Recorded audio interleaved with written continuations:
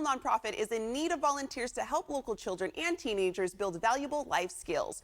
Child Advocates of Placer County has an extensive program to help the most vulnerable get the help they need. Executive Director Don Kleinfelder joins us to share how it all works. Welcome to the show, Don.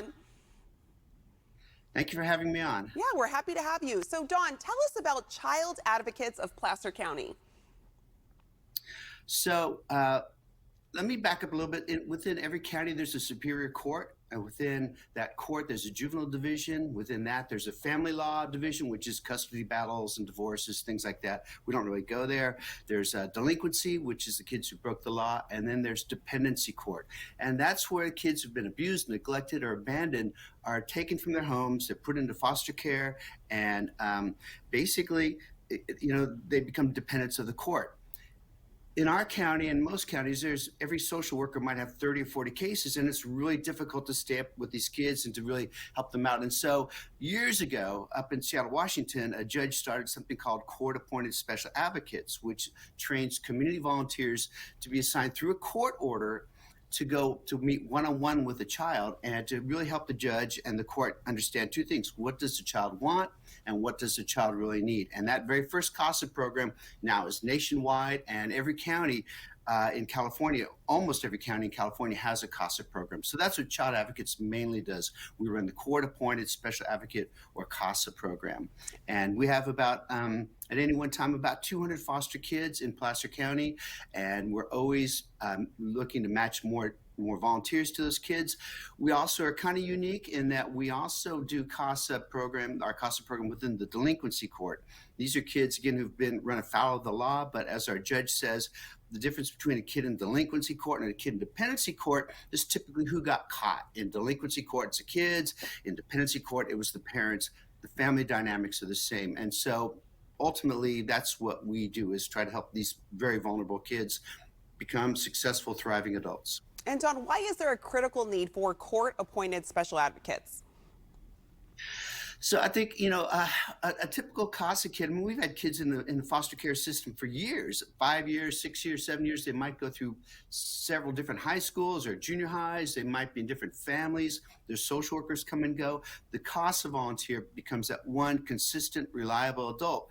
You only take on one case, and with that court order, you're working with that kid, meet with them weekly, and you're there to really build that trusting relationship. I've been fortunate enough to be a CASA for 5 teenage boys, and it's funny how after about working with them every week, you go see them, they just grunt and one-word answers, and suddenly that trust happens and it breaks through, and they share everything. And then you're able to go and tell the social workers, the judge, everybody, like, this is what's really going on in this kid's life. This is what this kid really, really needs. There's no one else in the courtroom who can really say that. No one else really has that kind of relationship with the kid. I mean, social workers, they all have, they're paid employees, and as a volunteer, when that kid knows that you're just there volunteering, nobody's paying you to be there, a huge trust forms, and amazing things happen.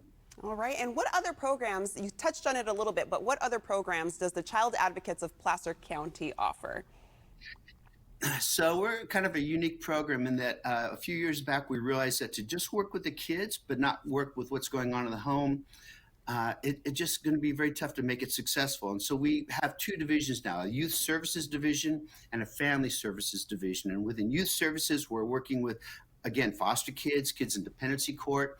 We're working with kids in delinquency court, about 300 kids in dependency, foster kids a year, about 50 kids in delinquency a year. We also work with kids that are involved or at risk of involvement with sex trafficking. We have about 50 of those at any one time. And so that keeps our CASAs really, really busy. But we also offer up training for family services, family mentors. And so that's working with a parent who's trying to reunify with their kids or just struggling with basic needs. Maybe it's housing, whatever.